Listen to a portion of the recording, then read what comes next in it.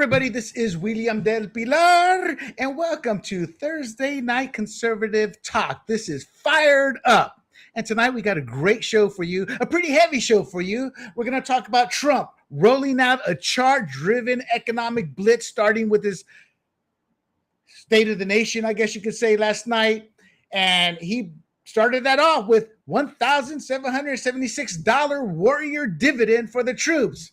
So why is the GOP still coasting instead of locking in a red Congress behind this agenda? We'll talk a little bit about that. Then we'll talk about from Minnesota to Ohio, the Somali fraud rings loot Medicaid welfare and even ghost student education dollars as Democrats look the other way. And then we will move on to update a story with Trump's new Venezuelan oil blockade that shows what real enforcement looks like when America decides to fight back, or maybe you disagree.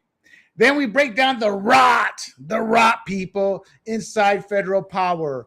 First, Dan Bongino walks away from the FBI's number 2 job after turmoil, but many successes. But the rot entails new emails that show a 2-tier justice system that raided Trump at Mar-a-Lago without much, if any, probable cause, while protecting the Clintons, specifically the Clinton Foundation. And guess who's back, people? Elon Musk. That's right, Elon Musk. He of the future third party called the American Party that kind of went nowhere from the get-go. But that said, we welcome him back into the GOP, and his midterm money forces the question, though. Will he back Trump's America First GOP or the likes of Thomas Massie, who, for the record, did not bring $1 to his district with the big, beautiful bill? And yet he, like Ron Paul and Justin Amash previously, enriches himself on the libertarian circuit. Fired up, no spin, no filter, hard-hitting conservative debate. We hope you tune in for the whole show. Hey, and bring the questions and comments. We welcome them all. So let me bring the panel in. But before I bring the panel, I want to welcome our 4th panelist. Usually it's a 3-man show, but we have a 4th panelist tonight. He is the directly elected mayor of the city of Vista, California, right down the road from me. He is the Honorable John Franklin, homeowner, business owner, employer, and now candidate for the San Diego County Board of Supervisors, District 5. John Franklin is in the house tonight, and we're going to hear from him as well. So let me bring in the panel here. And Mr. Franklin, welcome aboard to Fired Up. William, thanks for having me. Well, before we go on, tell us a little bit about yourself, your campaign, why you're running, and the obstacles you're going to be facing. Well, being mayor is the best job you can have in politics. Everybody loves the mayor. Doesn't matter what party you're in. It's a great job. You're the cheerleader for your city. So a lot of people have asked me, why would you want to quit being the mayor? The answer is I don't. The truth is mayors across California cannot do their job because of statewide policies and, important, because of policies being made by our county board of supervisors.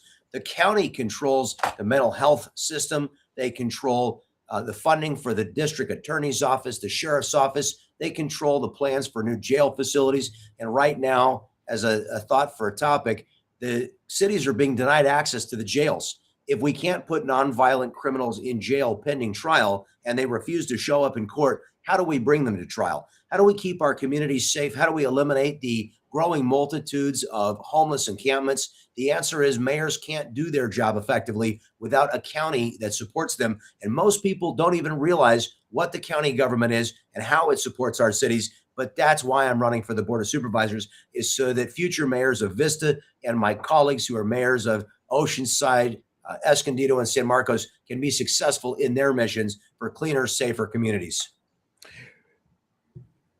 As you're saying that, I'm picturing you as one of the old style 1800 politicians on the train going from town to town. That was a great opening. That's a great opening. Thank you, John. A couple of points here, a couple of questions here real quick. I don't want to spend too much time because I want to bring you on to the Fired Up California. But I did not realize till tonight, or maybe I knew, I just forgot, there's 660,000 constituents in your district.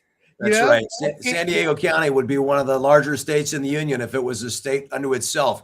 It's a big representative area, and what happens in San Diego County really matters, not only to California, but to the rest of the country.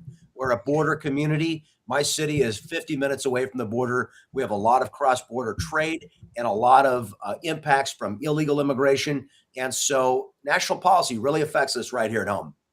Oh, yes, it does. And a second point for the audience, I don't know where San Diego County Board of Supervisors stood across the nation, but when I held the debates for the 2016, where your predecessor Jim Desmond was involved in and won, we had like I want to say like a $1 or $2 billion surplus. It's gone. My one question to you here: is there any hope we can get back to a surplus, because it's a Democrat controlled board? So I mean, and they've created programs that are perpetual, meaning it's going to take more and more money. Is there any hope for San Diego from that perspective? Well, there is, but it's going to take some leadership from a true fiscal conservative. So we went from billion-dollar surpluses to now we're at $138.5 million deficit because we received $1.4 billion from the Joe Biden ARPA, which was the pandemic relief plan. And we used that money in San Diego County, or I should say the county did, to hire 2,500 new employees. 2,000 of whom are in positions that didn't exist before, or I should say job billets that didn't exist before. At the same time, we increased staffing by 13.2% in our county. Population hemorrhaged. We lost 20,000 residents of our county. Now, why in the world, when you have a falling population, would you be growing staffing by 13%? When that one-time county money ran out, did they right size and did they say, well, the money's gone and the money to pay people that we hired is gone? No, they decided to continue to employ those people. And now the plan is to raise $1 billion in new taxes. And voters in California and San Diego County are going to face a blizzard of new tax proposals. And you won't believe when you hear the things that are being proposed, including new property taxes, including sales tax increases as much as 2% when added up. And the most odious of all, a thing called a transfer tax, which is literally a sales tax on your home. They passed this on the ballot in other parts, most notably recently in Los Angeles, and now they're proposing to do it here. It could cost you $50,000 or more when you sell your house. It's outrageous. It's another attack on affordability. It's the war on the poor and middle class in our state, and somebody's got to stand up to fight these people. Wow, man. I mean, you went from it's like I'm thinking Downer John here, man. That's some terrible news there. Like, well, wow. It's not all down. Look, we're got the best weather in the world. We've got one of the best places in America to live. There's no doubt about it. This is a beautiful place. And I talk to people every day, business leaders and community leaders and working people who say, this is where my family is. I own my home here and I was raised here. I'm not leaving. And that's the way we feel. We're going to fight for this place that we love, the most beautiful, most pristine place on earth, and one of the best places in America. We're not leaving. We're not going to run away. We're going to fight. Outstanding. And G and Annette, for the audience who you probably forgotten, but they're also elected officials. They're not in any races this year, but I'm sure they know what John is going through. John, I actually served on the Valley Center Community Planning Board. Living in the country, I don't get a real city council to serve in, And real quick for the audience, what many of you don't realize is the Board of Supervisors is countywide. What's more popular, what's more layman that people understand are the city councils. But the Board of Supervisors, both in San Diego and LA, they dwarf the budgets for the city councils. And they tend to co-work together in certain instances, a cross-lapping there. But Board of Supervisors are powerful people, powerful individuals who wield a lot of lordship over we the constituents. And here in San Diego County, we had some great decades under Republican rule, but over the last couple of cycles, it has been Democrat led. And as I said, we are in the red. All right, guys, let's get going. John, I always introduce a topic that's not on the agenda for bleeps and giggles. Tonight, this is for Miss Annette before she hits Christmas vacation. Yes. Gee, let's start with you. Your thoughts on Trump's post and the Rob Reiner murder? You said me? Yes. The G-Man. Yes, you. Looks like G's frozen. We'll go to you, Mr. Franklin. G's out, you're in. You know what? I did not care for Rob Reiner's politics, but no person should be murdered. No person should be a victim of violence. And what happened to Rob Reiner is an absolute travesty. And there's nothing that any person of any stripe should say other than it's a terrible, horrible tragedy for their family. And, you know, I believe in not speaking ill of the dead. That's a firm principle of mine. So I don't speak ill of people, especially those who've been victimized in a way they shouldn't have. We saw disgusting comments tearing Charlie Kirk down after his vicious assassination. And I don't go for anybody speaking ill of the dead. I don't think it's the right thing to do. What about you, G-Man? Yeah, sorry, I've got internet gremlins here. So Trump's going to be Trump, right? And we know who he is. Even at Charlie Kirk's memorial, Erica Kirk was saying, "Come to Christ, come to Christ." And Trump's like, "That's not me. That's not me." So he is who he is. I don't agree with what he said about him. Rob Reiner, I saw a clip of him saying that Charlie Kirk should not be, or nobody should be shot for their difference of opinion or their political opinion. Yeah, he's frozen. You're up, Annette. I'm up. Well, I'm really glad you brought it up because I have been watching that coverage daily because I found it to be just absolutely I don't know, appalling, I guess. But I guess what I would say about that is it was a very narcissistic thing for Trump to do, to sort of make it about him. I mean, I totally agree with what John said. I mean, you have to honor people and their lives. And I never agreed with Rob Reiner's politics. I was actually sort of shocked when he would come out politically and speak. And I was like, sort of like, where is he really coming from? But I enjoyed his movies. I enjoyed his art. And I appreciated him as a human being. So there's always something with everyone that I can sort of find and like about them. I don't know, maybe that's just a quality that I have, but just the humanity of someone. So I was a little bit surprised that Trump would come out that way. I thought it was a narcissistic move, and I was disappointed as well. Let's see if the G-Man's no, he's not back. Let's see if the G-Man is back. What's happening in there? I mean, is he are you Brad Costy from India? Is that what the problem is here tonight? All right, looks like G's still out. Let me bump him off here real quick. So my thoughts are different. First, I do agree with you, Mr. Franklin. Oh, no. Do not speak ill of the dead. Do not say anything. G is also right. Trump is going to be Trump. Nobody should be shocked. But let me tell the audience the thing. For people who come and start to denigrate Trump over what he said, I will take you seriously if you've been or had an assassination attempt towards you. Not once, but twice. I will take you seriously if you have not been part of the crew that has raised the rhetoric, calling him Hitler, fascist, saying he should be in prison, being part of an official Russia or committee to try to bring Trump down with the Russia hoax. Rob Reiner was all of that. All of that. He was a vile human being, but you don't say anything like that because he has family. And especially crushing right now with the fact that it was his son that did this horrendous act. Because to me, I separate Rob Reiner. When I see Rob Reiner, and I think all three of us can agree to this, I don't see the Princess Bride. I don't see When Harry Met Sally. I see the lovable meathead, the slug we saw on All in the Family. Because when I was a kid, I didn't like Archie Bunker. I mean, I was like, God, he's mean to everybody. And there's poor meathead. I'm like, stand up for yourself, meathead. But he was also politically an individual who stomped all over Rush Limbaugh the day after he passed. So it's not that I'm condoning what Trump said. I'm not. But he and Trump, it was personal. Somebody needs to grab Trump's phone and be his editor before anything goes out. So I don't condemn him, but I'm not going to condone what he said. But I understand why he said it. Trump has been politically persecuted. They've tried to kill him. And both of those statements, they've done that multiple times. The floor is yours, Annette. Go ahead. William, he's our commander in chief. Say nothing. What about the old adage? If you can't say something nice, don't say it at all. I agree with you. I'm not condoning what he said. I'm not going to condemn him. Yeah. And we are in a different world of politics. And I'm always talking about this, John, is we got to fight back. You know, the days of the GOP going, well, I'm going to take the higher ground. You know, I got sick of hearing that as a Latino. You see me, John, you're probably like, oh, white guy.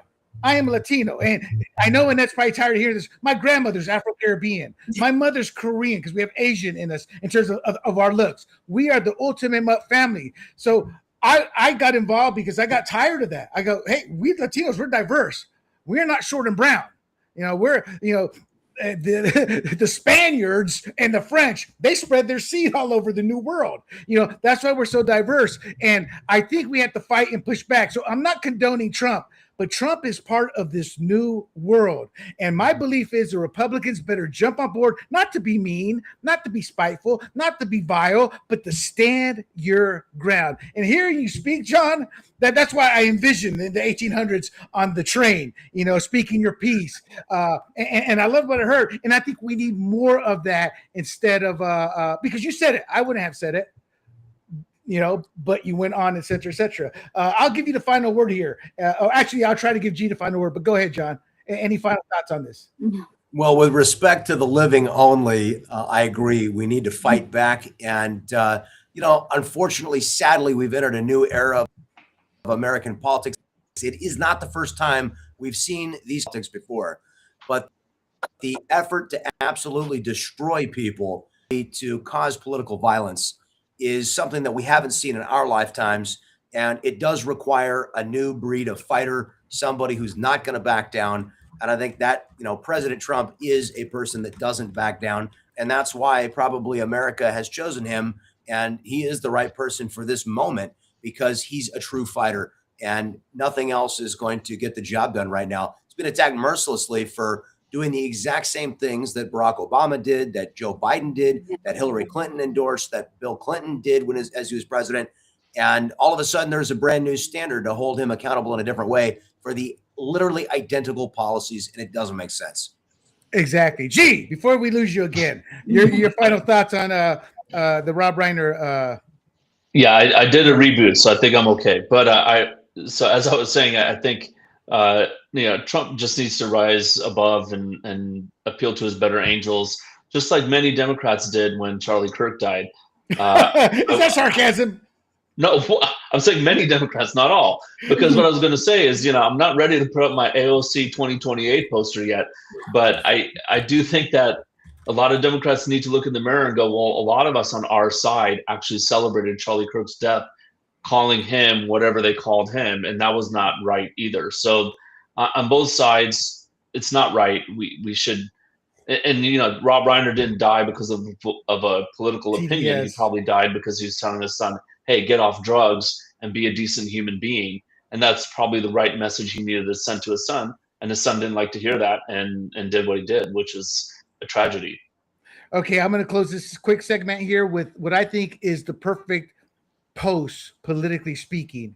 And it comes from an Econogate, and it says Rob Reiner, and I truly believe this because this has been brought up more than once, and I think any parent will agree to this. Rob Reiner should have focused on being a better father instead of a Trump deranged activist. He put all that energy into screaming about Trump 24/7 when that energy should have been put into making strong, meaningful bonds with his children and ensuring their well-being and growth. But he was a typical, I'm not going to read the rest, but I think that's a fair take on the situation, maybe a little bit on the heavy-handed side, but I think it's a fair take because the more that's coming out, his son was in rehab at the age of 14. Reports say 15, but he in his own words said 14.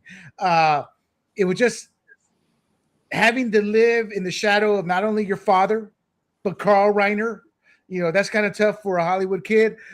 But I've never not met a parent who has a troubled son or daughter and they've stopped what they're doing. They've resigned. They've moved on. I got to take care of my family. And I think he put so much effort into his TDS literally when all that energy could have been focused on his son. And in reading the reports, there are some articles out there that are well written. One, I can't remember the author, but in essence, he was saying Rob was really working hard, but he also sensed Rob was doing it to find peace within himself more than his son, in the sense of Rob realized what his son had become. And when they were doing the special, you know, so God bless Rob Reiner. He will always be meathead to me. Nobody should die like they did, especially at the hands of your own loved ones. And I don't condemn Trump, but Trump should have shut the bleep up in this instant. And I don't think anybody on the panel here would disagree. And the only pass I will give Trump is we haven't been shot at and tried to kill not once but twice, and we haven't been tried to be politically persecuted, have our empire taken away, and to be put in jail for many years. And with that, I get the last word. So let us move on. So Reuters, is that how you say it, G? Reuters? Reuters. Reuters. How I hear it. Reuters and Ipsos polling shows there's a fight right now.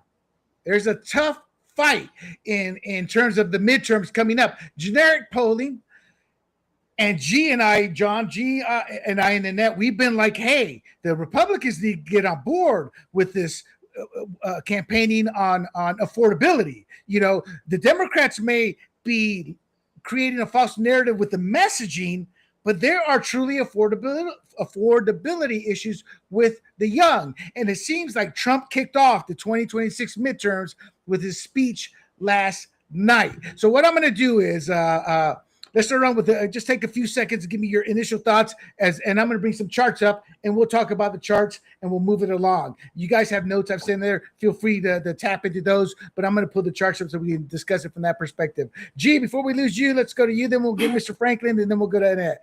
Go ahead, G. Your initial thoughts. I think Trump gave a speech yesterday, and I thought it was a good speech, but people are going to take away what they take away. When he said all these prices are falling, that's not necessarily true. Some prices are falling, energy's falling, and I think that's a good thing. Rent's falling because there's less demand for rent as people are deported, and so you have fewer people fighting for the same apartment or housing units. So as long as they stay on message and fight for the middle class and say, hey, look, we're going to make things cheaper for you so you can afford them, they're going to come back up in the polls. But I think people are giving Trump a pass, at least for now. We're talking 11 months in, because he inherited this mess. This all happened under Biden. And I will also blame a little bit under Trump because he printed a ton of money in late 2020. But Biden just really turned on the spigot and spent a ton of money, printing a ton of money. And that's just going to find its way into prices. That's what's been happening. So if Trump basically attacks the affordability issue, I think they'll be fine. But the Republicans got to work together with him. And I think there's some weak-kneed Republicans who are saying, well, maybe the Democrats have a point. And that's concerning to me. Those guys will not win re-election. Actually, G, I don't want to push back, but I guess I'm going to push back a little bit. Those Republicans, they're in those pretty much split districts. So I chastise them, but I understand. But there's a time you got to put a line in the sand. The party needs you. Trump can back you in the campaign, but I understand their situation. John, when you see this poll here, this from Reuters, Ipsos, I got to be honest. I'm like, that's not bad at all. Because usually the party that's not in power tends to rake it in during the midterms. And this shows a tight race. And the reason I say that is because Trump has been taking a beating as Republicans have lost the last 2 out of the 3, the special elections. They lost Virginia, New York. They even lost Miami a couple weeks ago. They won Tennessee. So to sit there and see the Democrats generic only 4 ahead, and they pulled within the last month. They've gone from 1 point ahead to 4. So they are increasing it. But you're in a race that's going to be decided in 2026 as well. So what's your take when you see this, the household bills, which party is a better policy? Your overall general take? Well, I'm glad that some of these issues like immigration and crime are issues that are playing out at the municipal level. We don't have the challenge at the county level of solving the healthcare problem. But, I can't ever forget what Paul Harvey said. He said, if you think healthcare is expensive now, wait until it's free. And he was right. We didn't have these significant affordability challenges that were at the top of the minds of Americans before we started trying to make it free. And all these subsidies, most Americans don't even realize the subsidies are pretty new within the last 4 years. How did we survive 4 years ago? The cost, I see this as a mayor. Insurance companies come to us. We provide health care for about 300 employees of the city of Vista. And for the last 7 or 8 years, we've seen 20% year over year increases. They are totally untenable in the cost of healthcare. We need more transparency in the pricing. We need to allow association healthcare plans. We need more options for Americans that are other than government cram downs. And yeah, insurance companies need to be held accountable by Congress, by the administration, but the efforts to make it free have not made it free, and they haven't made it cheaper. So I think we need to focus on free market policies that we know make goods and services cheaper. That is correct. That is correct. Case in point with the free in the military, you go to a local clinic. I forget what they called them when I was been so many years since I was in there, but they'd be in to get out of work. They'd be in for sniffles. They'd be in for anything because it was free. But when you have to pay for it, you're not going to go in for some basic stuff. You're going to go in for when you need it. And there's some truth to the supply and demand and keeping and charging for certain things. Because with everything free, it's flooding the system, and there's just not enough doctors. Annette, I got the chart here, 36%, which is pretty much the same one there. But look at if you can see the gray there, 16% undecided. Your overall thoughts? Well, I guess my overall thoughts were, we talked about it with Miami last week. I mean, there's, I think, a large group of people that are just very disenchanted and don't really understand what's happening under Trump. And I think that they're not really coming out to vote, or they're not coming out to participate. They're not engaged. There's like a disassociation happening as well. And honestly, in the places I've lived and the people that I talk to, because I teach, students in all different states about healthcare, there's no place I've seen Obamacare more prevalent than in California. And it is the prices are outrageous here, I think, because of exactly what John was describing with, it's really not a free market. So that's all I have to say about that. Oh, it's not a free market at all. I can take my own. We went from 3,000 year one, right before Obamacare, to 15,000 annually. I think 2 weeks ago, and then I said monthly, I meant annually. 3,000 a year for a great PPO, to 15,000 to get the equivalent of that PPO. John, here are some of the factors that individuals are looking at. We've been harping about the cost of living for a few weeks now that the Republicans need to jump on, and that's polling at 44%.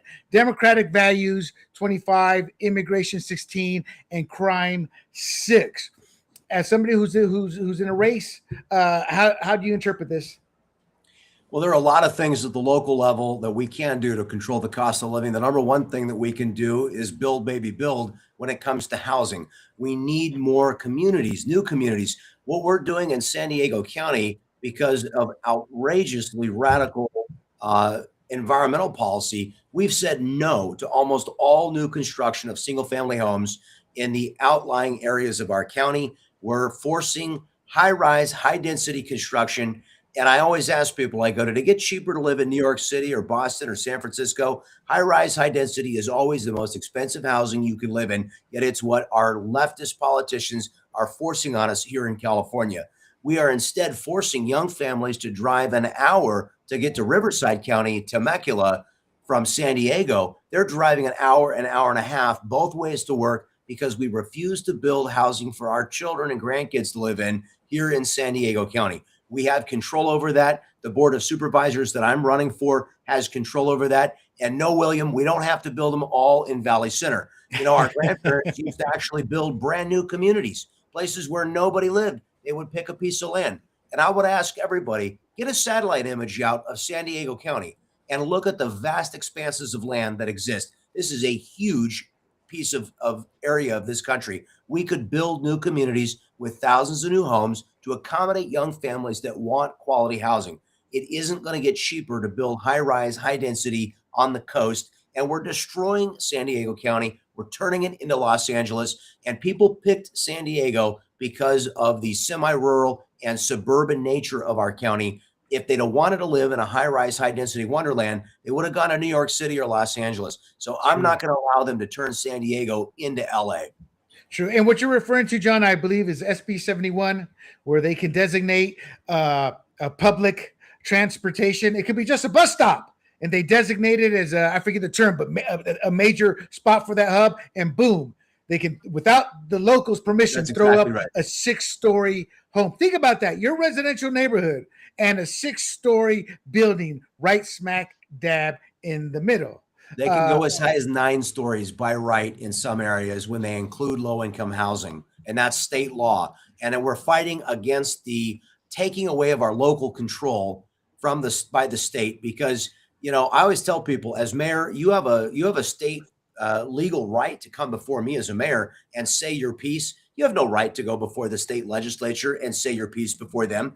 The decisions are best that are made local, in the hands of local control. Let me tell you, when 300 people show up to our council chambers and they're against a local building project, that means a lot to us as a city council. But you never get that opportunity with your state. And that's why, the out of control YIMBYism that says build them high and build them tight, that's not going to create more affordability. And that's the problem I have, is it's fundamentally dishonest to voters. They're saying that is going to create more affordability, but it didn't create more affordability literally anywhere it's ever been tried.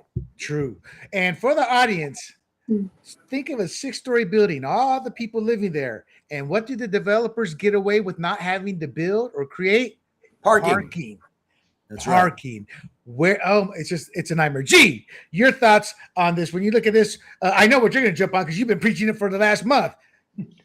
Well, I'm going to jump on the healthcare because that was the biggest item on the previous slide, because we talked about housing, but healthcare. I mean, look, the Republicans are in the primary debates in 2008, 2012, and then Trump against Hillary in 2016. They're all saying erase the lines between the states, make the pool bigger. That will drive premiums down. And I'm going to attack the Republicans on this. You guys need to do that. I mean, that is the major part of the solution. Make the pools bigger so they're not bound by the state or by employer. But now Blue Cross Blue Shield wants to basically have a pool of everybody across the country. They can do that, and that will lower our premiums, and it's not higher because of one state versus another. So if they did that, I don't think anybody would be fighting to keep Obamacare, because what Obamacare is doing is it's just forcing everyone into one of the health plans. And the pool is a pool of one family. That's it. Family of 5. Your premium is going to be what your premium is. It's way too expensive. So now the federal government's going to come in and bail you out and say, we got the rich guy paying for that. Don't worry about it. That's not the solution. So if they come out with a reasonable plan to do that next year, I mean, I think the Republicans would enhance the majorities in the House and maybe even the Senate if they did that, because they're actually saying you're not just criticizing Obamacare, you're actually providing a common sense alternative solution to what the actual problem is.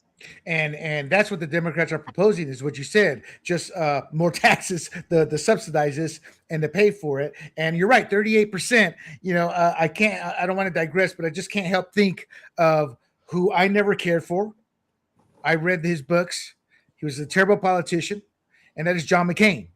He was a maverick, they called him, but I just thought he was an obstructionist, or it's for me, McCain. And the reason I say that, to me, his legacy is going to go down as the one vote just to give it to Trump, voting no down and getting rid of Obamacare. But you're right, G. The Republicans need to come out and make a change. They're afraid of the narrative. That's why we haven't changed Obamacare, is because of the narratives. I get sick and tired. Excuse us, John, as a Republican here. We're all Republicans, but I got sick and tired of when Obama was in power. Oh, we passed 300 new or variations to create better health care. And then when Trump got in power, crickets. And then the one they did cobble together, McCain voted down. We have the narrative, or meaning we have the mechanisms to fight the narrative, and we can make legit change to get quality care. Annette, look at the household bills. Go ahead. I have to ask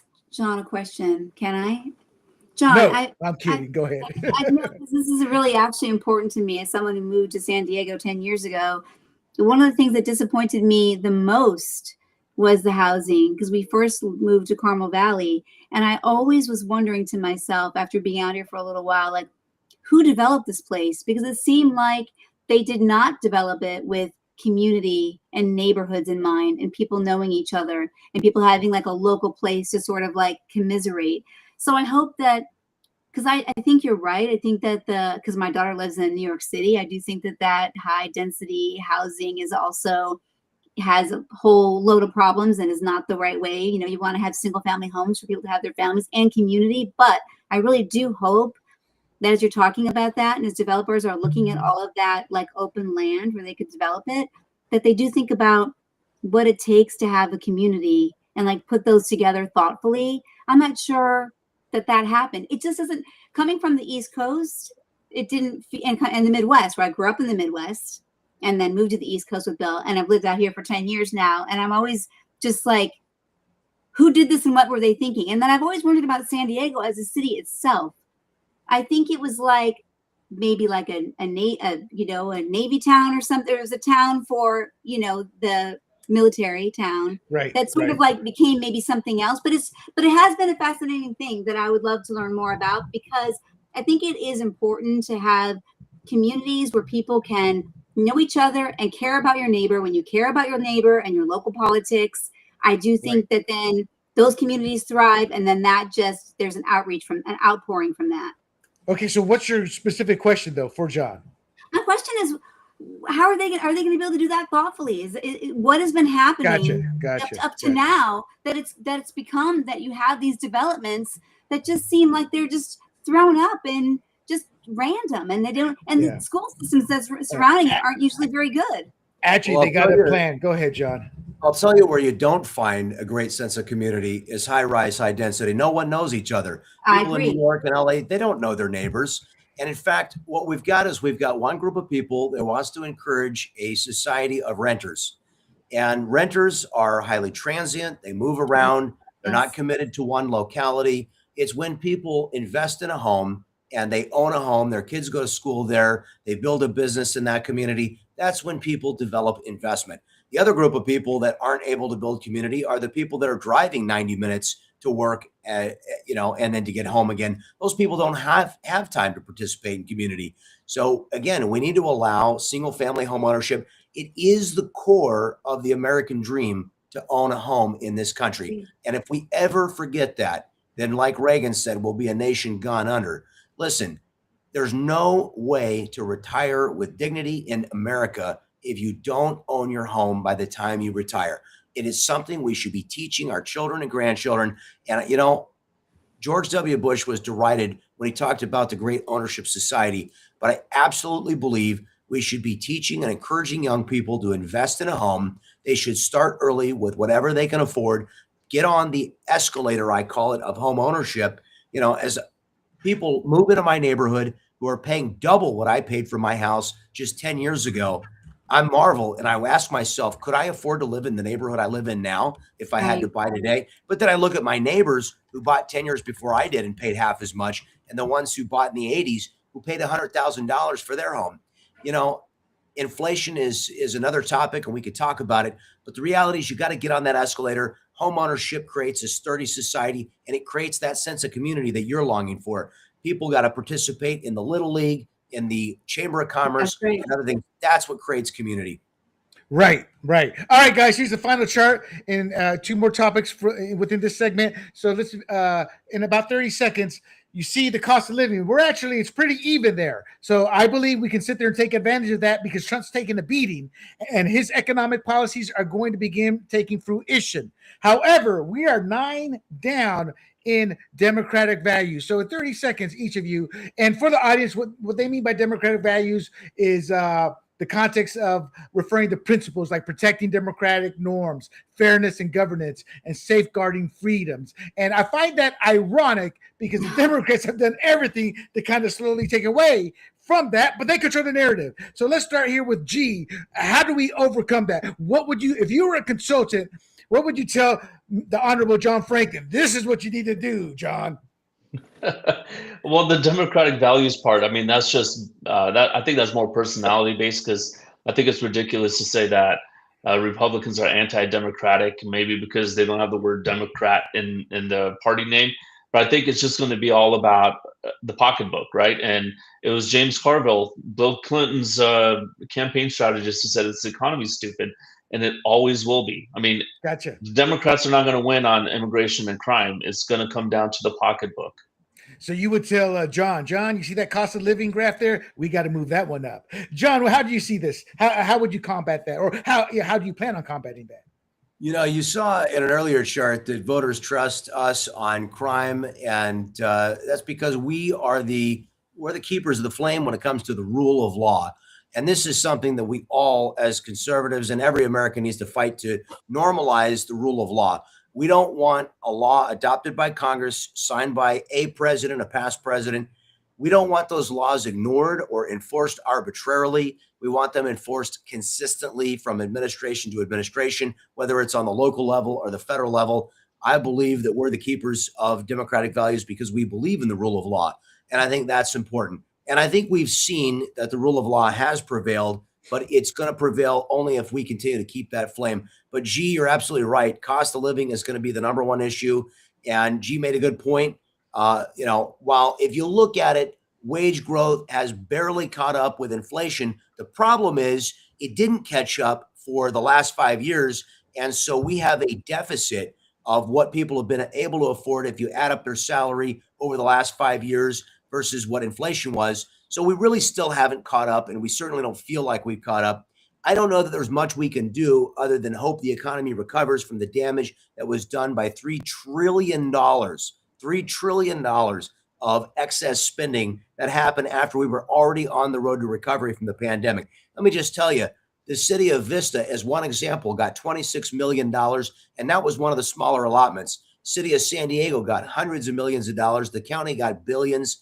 Money was thrown out like the glass box cash grab game show, okay? We spent money on things that had absolutely nothing to do. The county of San Diego hired lawyers for every illegal immigrant in the county of San Diego. They funded their asylum cases, their lawyer, and we paid to defend them for committing murder, for DUI, Right. for abusing their spouses. Why did we hire lawyers for foreign nationals who came into our country illegally with pandemic relief money? Because the money was shot out of the cash cannon. That is what drove and caused inflation. One of the things we have to effectively message is what caused the economic crisis that we're in now. Why are we suffering this cost of living crisis? Because of the cash cannon. If you want to get out of a hole, stop digging. Thankfully, Right. we have stopped digging, but until we've stopped for a while, the hole's not going to fill itself in overnight. But it's starting to fill itself in. And, this is about what mom and dad have to tell the kids. Hey, when we're in a fiscal crisis, we got to tighten the belt. We've got to normalize. Right. We've got to stop spending. If we do that over a sustained period of time and we're fiscally responsible, we will right the economic ship. But it's not going to happen overnight. I wish it would. We got to get Jerome Powell to lighten up on the interest rates so that young people can buy homes again. I just Right. wrote a letter to Right. Mike Levin, our congressman, and Daryl Issa, and I asked them to increase the cap on capital gains. Right now, a husband and wife in California are only able to exclude $500,000 in gains. And the problem is a lot of older Californians have $500,000 in gains in their house, and they're not able to sell. And when they don't sell, they're not willing to downsize because they're facing capital gains of 20%. Right. They refuse to put their house into the inventory. We need more inventory in the marketplace. We need more liquidity in the housing market. And that's something the Congress could act to do right away, is to create that liquidity. Right. Well, Jerome Powell is on his way out. Interest rates will come down, and Trump's economic plan should start bearing some fruit. So, John, we've fired up. I have cataloged or transcribed or I don't know the term, but voter fraud since the founding of our country, ranging everything from the big cities in New York City to JFK, to how they wrongly treated Black Americans to keep them from voting with reading skills, etc., to recently documenting actual voter fraud over the last 4 or 5 years.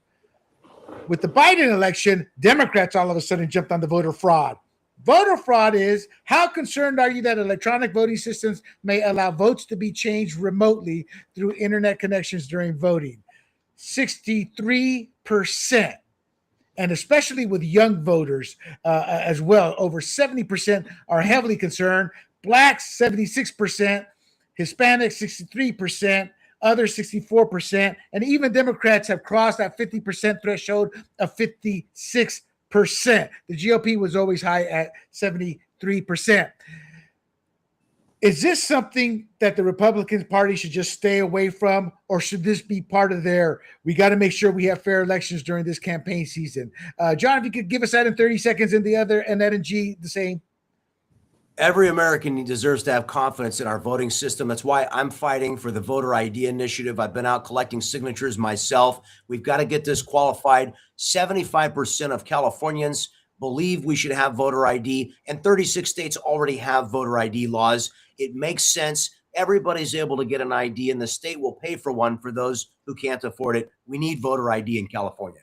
That is true. G-Man, give me your 30-second spiel. You pretend you're running for office. Look, if I need an ID to go buy alcohol, I think we need an ID to vote, because I think without honest and election system with integrity, you don't have a democracy. So I think we need to. I mean, look, the Democrats are past the 50% mark. I thought that would be around 20%. They actually sounded the alarm in 2019 that there would be issues with these electronic voting systems until Biden won, and then they're like, no, everything's good. So you can see that that's, both sides are concerned. Senorita, oh yeah, G, you are absolutely correct. Senorita Annette. Wait, you know that I disagree with what they both said, but can I say something else? Please, it's important. It's relevant, because you skipped over me the last time about the democratic values. I'm sorry. Okay, take your 30 seconds. I have to, because I have nothing better to say than John and G and what you're going to say on that. Of course, it seems obvious to me, but about democratic values, you guys need to. Maybe not. I shouldn't say it like that. I do talk to a lot of people who feel differently about politics than I do. And I think the reason why the democratic values thing is tanking a little bit is because they think that we're not, the Republican Party and what Trump is doing is almost like illegal with ICE. They think that they will show me videos. People will show me videos. I'm not sure they're even real. And I do think that's a real problem, guys. We should talk about how there's a lot of unreal things out there and people don't know what's real and not real, of people of ICE taking babies from their mothers. I mean, really, these women that I will be around and they'll show me videos and they'll send me things on Instagram about the horrific things that are happening and how they feel they're here illegally, but they're in fear and their families are in fear and everybody's in fear. I think that is really the reason why these numbers are not looking good, that our values aren't looking like we're compassionate people. I think that's a problem. Actually, it's they are not taking babies. What's happening to the audience? What's happening is the mother is illegal or the father is illegal. And what's happening? They're saying, "Do you want your kid, who's a citizen, to come with you or to stay here?" And I say, "No, I want him to come." And yes, that's the narrative battle. But overall, Americans are for this immigration. But that's how Democrats operate. They operate on emotion. As a former liberal, and even now, I understand the power of emotion. But I also understand that we have started the campaign season. It kicked off the other day with Trump's speech last night. And I believe this is something that you're correct. They need to figure out how to attack. Honestly, they need to start showcasing. And it's terrible to say this, but as we all know, we've all ran. You got to highlight the rapes, the murders, the muggings, the knockdowns when you're walking, the anti-Semitism that didn't make the cut, but anti-Semitism and actual attacks on Jews in urban centers is growing. On incidents such as Brown, such as these college systems, you have to fight fire with fire. That's what I meant early on when at the start of the show. We've got to draw that line in the sand and not be afraid to get down and dirty with the ugly truth and state that. And also the messaging, illegal immigration, illegal aliens brings down wages.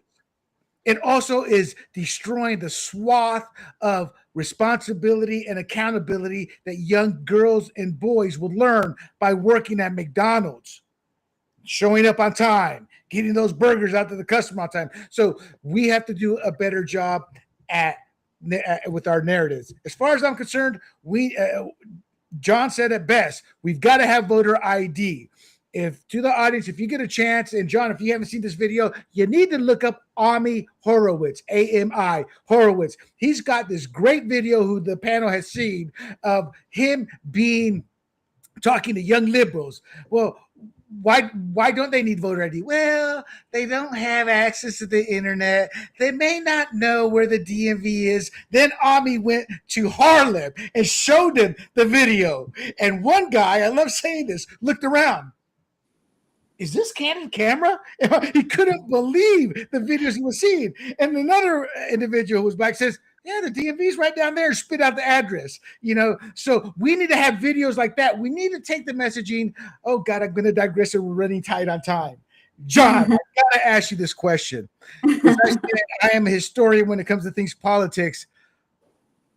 I believe one of the key problems the Republican Party, at least in California, has, there's no support from the state or local or county leadership to help you guys go into actual blue districts to campaign. We tend to try to get all the Republicans we can to get to the polls, and we ignore those blue districts. And I know for a fact Democrats are in red districts, and that's always been my issue. And now I think it's even worse because with the violence, I believe some candidates may be scared to go into a blue district. I can only imagine a white candidate heading into Barrio Logan, and I don't say that in jest. It's these fears with all the violence that's been happening has come around. Your thoughts on my take?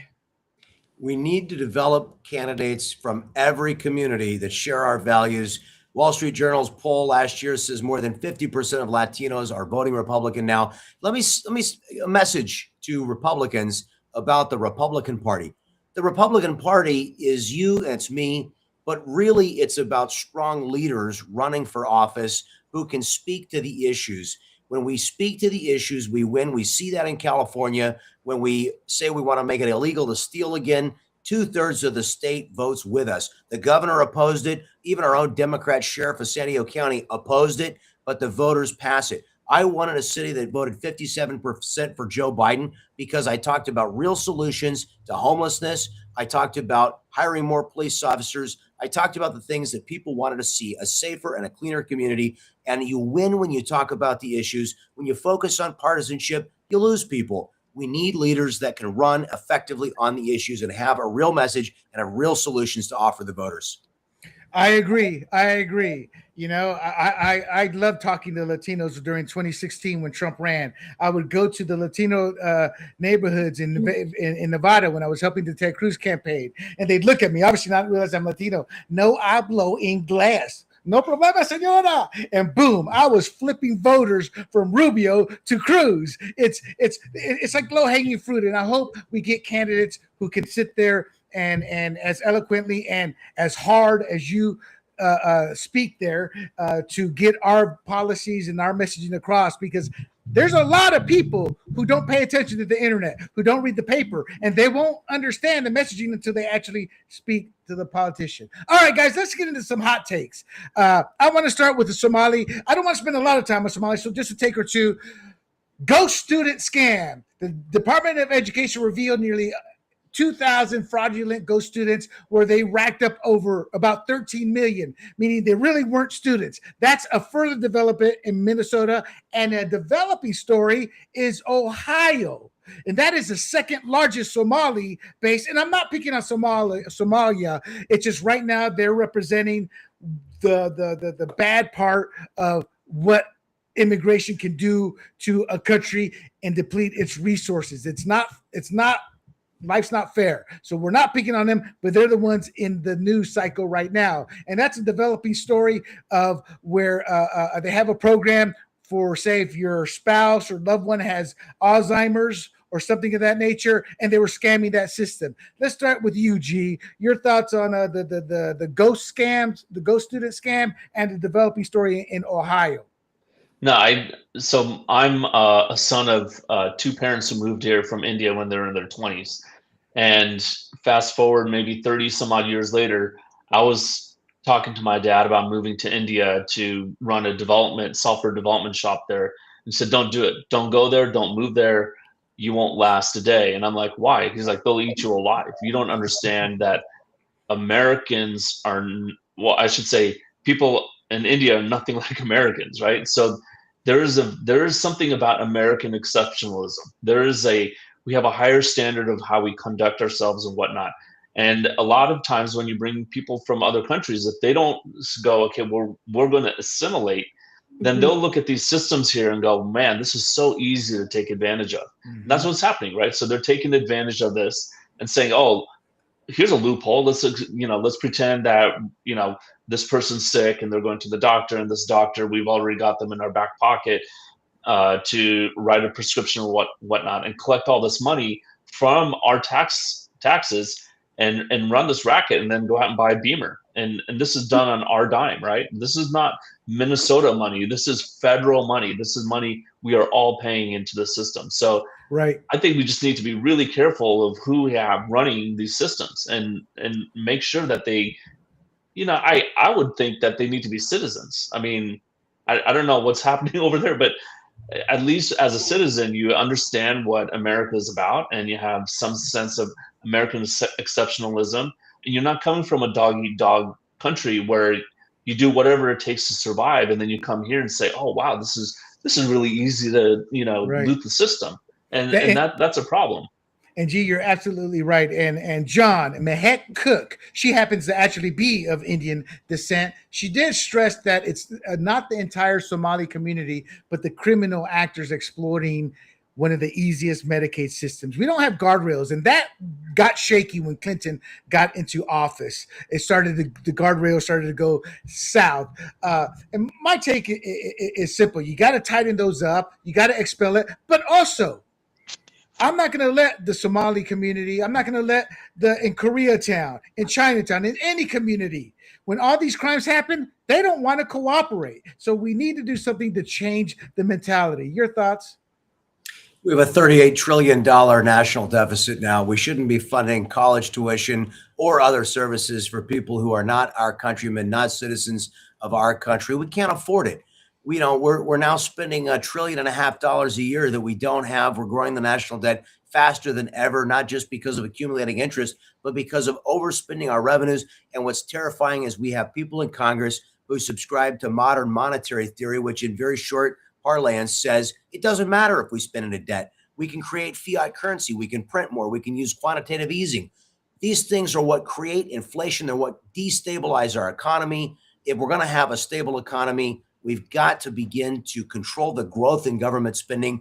Are we going to cut our way to solve the national debt? Probably not. We all know that. But could we control the growth of federal spending as a smaller percentage of the growth of our economy? The economy needs to grow faster than federal budgets increase. That's a simple concept every American ought to be able to get behind. But here's the final thought. We need to have accountability and oversight at the federal level and at the county level, where I'm running for, where a lot of billions of dollars of federal money is being spent by the county of San Diego on federal Medicaid, Medicare programs.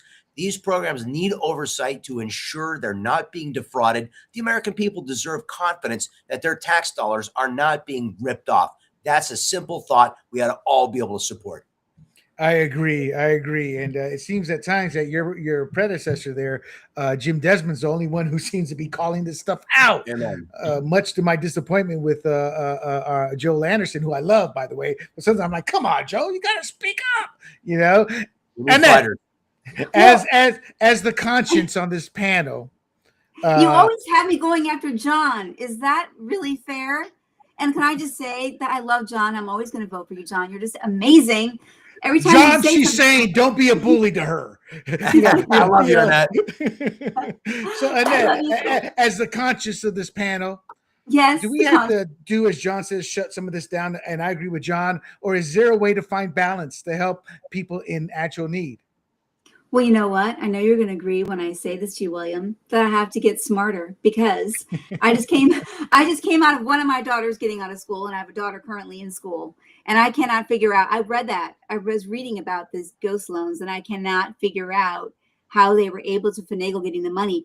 They give the money right to the school. Okay, so yes, I guess somehow they were getting then the extra that was the refunds. I couldn't really, I was like, wait a minute, I have been through this now with 4 of my daughters, with one currently in Wisconsin. How did how did they figure that out? It didn't really make sense to me. And I had to say, I was like, wow, that's pretty, I'm pretty It tends to be impressed. paperwork drills. It's paperwork drills, and they're able to circumvent But the there's paperwork drills people at times. in the financial offices of all these institutions that you have to talk to, and you have to have, seriously. No. I'm just smiling, my sweet Annette. Government workers, university workers. These aren't necessarily the most voracious go-getters you get. They tend, and I have no shame saying it because I worked in that industry. That's why I say it. Some of the worst workers I ever worked with were social service workers, because in their heart, I'm helping the poor, I'm helping this, but they were the ones coming late, leaving early, making excuses, and they rationalized it away by, I'm helping the poor, and it was one of the most disgusting sights. And I worked in that industry for like 8 years, and that was after the military. Okay, so let's move on here. They did help me. Go ahead. They did help me, and I do think that that's important. And they helped get our girls to college, and I'm very, very grateful for that. I mean, I guess you could ask the question, and Charlie Kirk, this is what the first day I met him, asked me that question, like, why are you even sending your girls to college? So here we did all these things to get our girls to college, and so it's a really good. Should it be that expensive? Should it be that difficult that we had to, take on some loans and do these things with Pell Grants and do all these things to try to get our girls through 4 years of education? I thought it was important because it took me 10 years to get my college degree, and I worked really hard for it. And I'm like, I want to make it a little easier on my daughters. However, Charlie had some good points when he brought that up to me. It made me sort of really think hard about the value of a college education. Right. So go ahead. Sorry, I don't know how they got that money, but I wasn't able to figure that out. They got it. A reminder to the panel: it's a lightning round here. Oh, sorry. All right. The Trump's armada is surrounding Venezuela. Let's cut to the chase.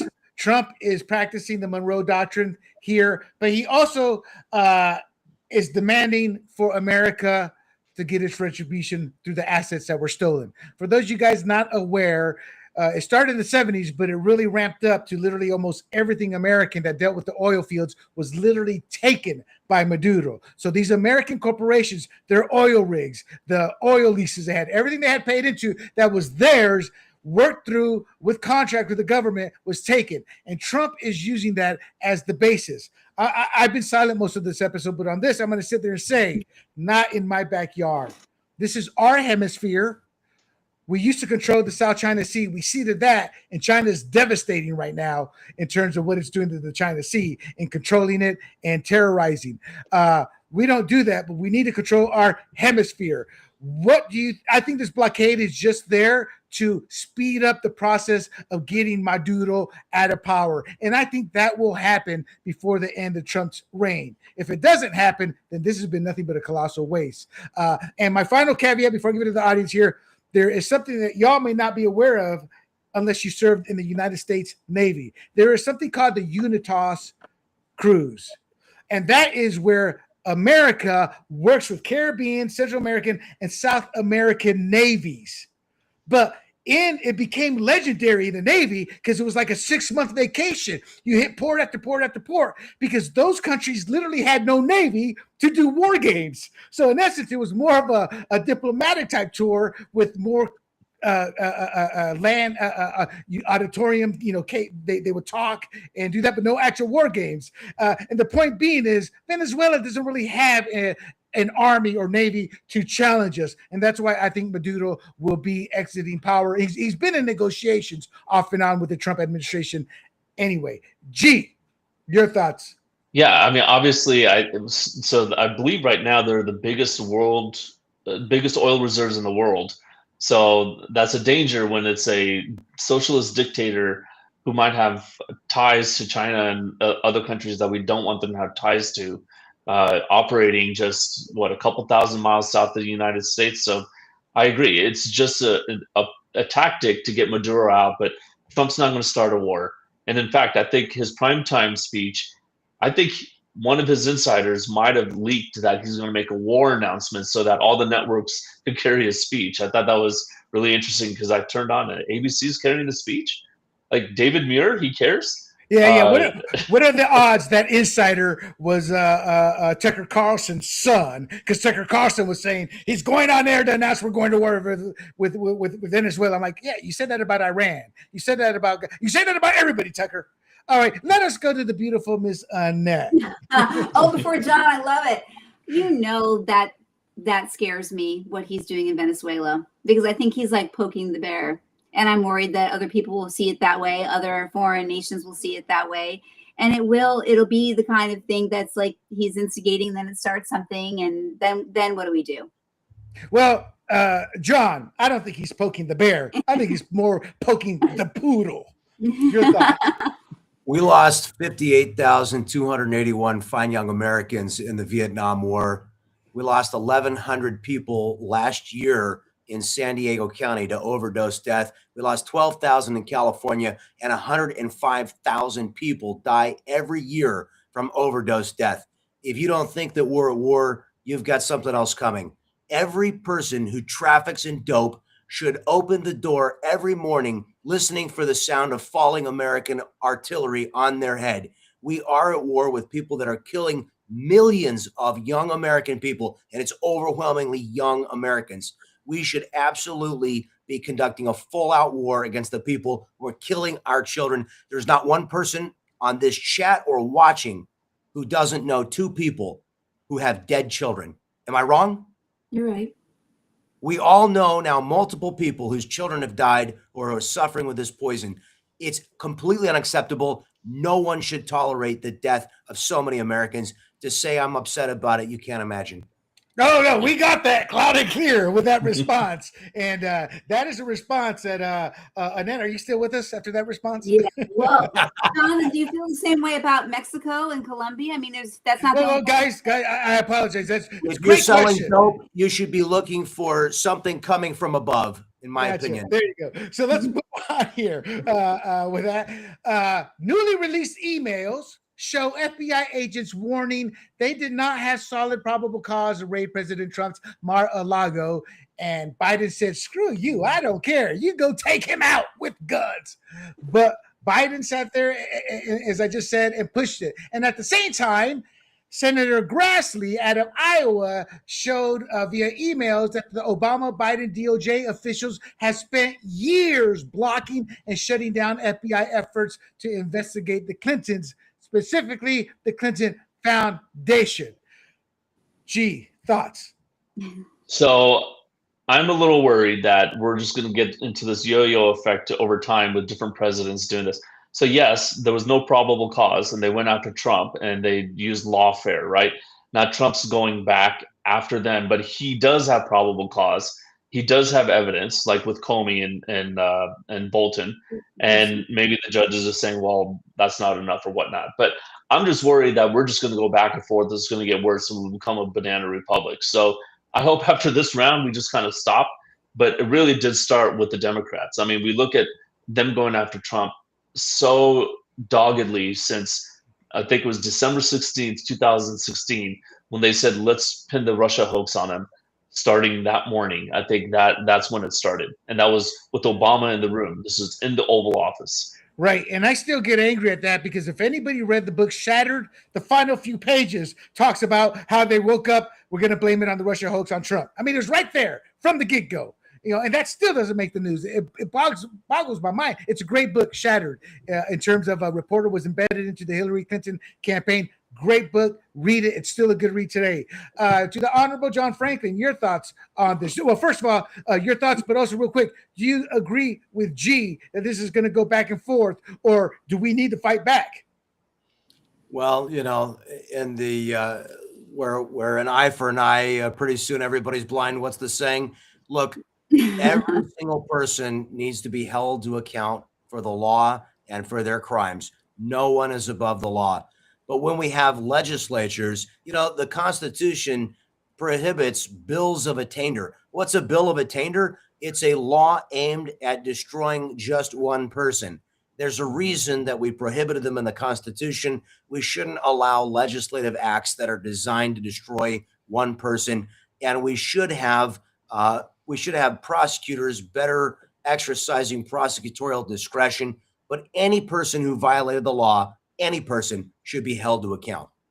Right. Annette, to go to you, to go back to a few episodes, remember the bully theory? If we don't fight back, they're going to keep on doing it and doing it. But I agree with the mayor, and I always say it, we fight back with Alinsky tactics, but with the righteous truth. They commit a crime, they must pay. And that's how I believe it'll stop. What's your take? My take is John saying that we're in the New Testament or the Old Testament? He speaks as if he's one of the books in the New Testament. I mean, the Old Testament. Yeah. Wait.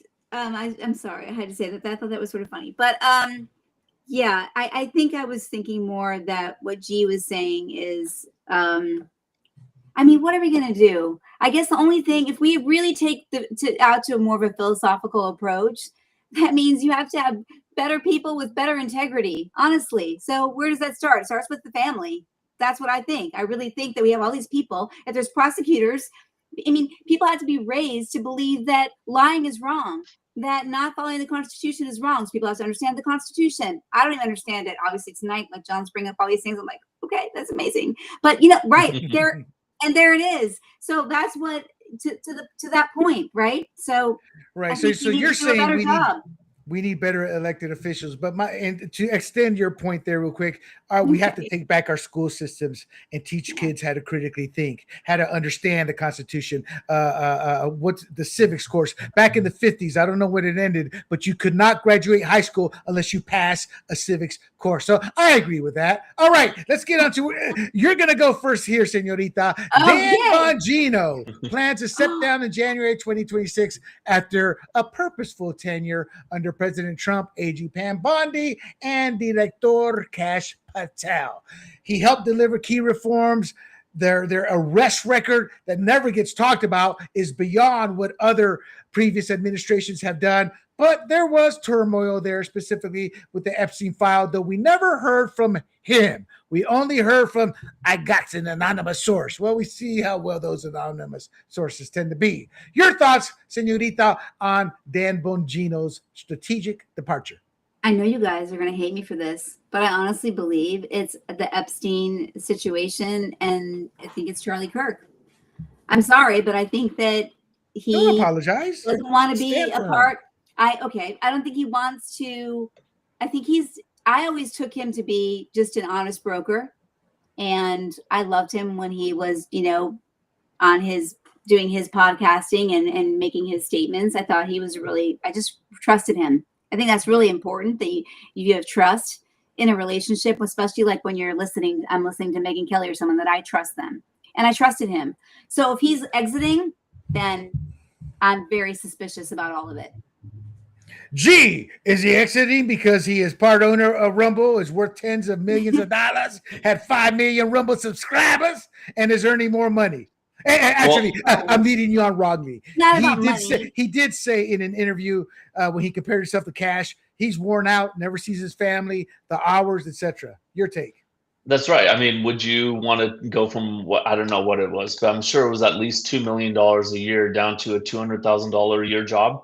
I mean, is the pay cut worth it? And then you were working maybe 5 hours a day, 4 hours a day, and now you're working 12-hour days. And then you got a boss who's telling you to do stuff that you probably don't agree with. And you saw the feud between him and Pam Bondi. I think him and Kash Patel are, two peas in the pod, but Pam Bondi, he's like, screw you. I don't agree with that, or, across different issues. The Epstein thing that came across, I do think he was being honest that he does believe Epstein killed himself, but that doesn't mean Epstein wasn't forced to kill himself. So I think in the end, I think he gave back in June, it was a Fox News, Fox and Friends in the morning. And he was saying like, look, me and my wife, I don't see her. I leave at 7 a.m, don't see her till in the evening. And it's stress. So I think right there, that put basically a stopwatch on how much time he was going to stay there. And here's the thing about government. You get in there and you think, man, I'm going to make a difference. It's going to change because of me. And then you just realize this is a machine and you're just like this one little screw on on the backside of the machine. And he's realizing I'm not affecting any change, and I did better when I was the Rush Limbaugh light, right? Like he replaced Rush Limbaugh for me. I think he realizes that's a better place for him. John. Dan Bongino served for a year in the administration. He had a great life to go back to. We need more people that step out of their lives as citizens to serve, to make an intense difference in an intense period of time. We're talking about people that work from 5 in the morning until 10 p.m. and they go to sleep and wake up and do it again. Just got an email from United States Attorney Adam Gordon about a very important prosecution DOJ just released. 2 14-year-old sicarios, hitmen, hired by the Sinaloa cartel. He's bringing charges against, who murdered somebody in Chula Vista, shot and tried to kill another right here in our county. And the California law passed in 2018, SB 1391, made it almost impossible to prosecute 14 and 15-year-olds in a criminal court. And he is bringing a federal prosecution because these individuals were paid $50,000 apiece by the Sinaloa cartel to commit these 2 brutal murders. Our laws and the policies that we make in California have caused the Sinaloa cartel to hire teenagers to commit vicious, violent crimes right here in San Diego County. It's disgusting. I'm glad that President Trump and Adam Gordon, our U.S. attorney, are bringing this prosecution. And this tells you, and this is something scary that a lot of people in San Diego County don't realize, exactly how much cartel violence and murder is happening right here in our county. It happens in Vista. I've had Sinaloa cartel members that we've raided their houses here in Vista. It's unfortunate, but it's a reality. We have real criminal problems here, international cross-border drug trade and murder. We need serious people. They're serious about stopping crime. We got to have more people that believe in law and order and are willing to stand up to these violent criminals. I agree. To push back a little bit, G, going back to my previous life in fantasy and doing radio and things like that, doing this podcast, Dan Bongino is not working 4 hours a day. He's pumping 8, 10, 12, 16 hours a day, prepping for that show, researching, talking to his contacts. The one downside I will say about him is I don't think he was qualified for the job. He was a Secret Service agent. He was never management. He was never administration. And then he became the number 2 man. I think I'm speculating, but maybe he got overwhelmed. And he also got a lot of pushback, and maybe he just felt, hey, I've been part of cash. He can find somebody more qualified or find somebody to do what I can. I'm going to go back to pushing all this stuff from the outside. Not good or bad. That's kind of how I view it. All right. Well, fair enough, but I will amend my thing. I think he got tired of not being able to wear muscle shirts to work. There you go. All right. Final topic. The American Party. Rest in peace.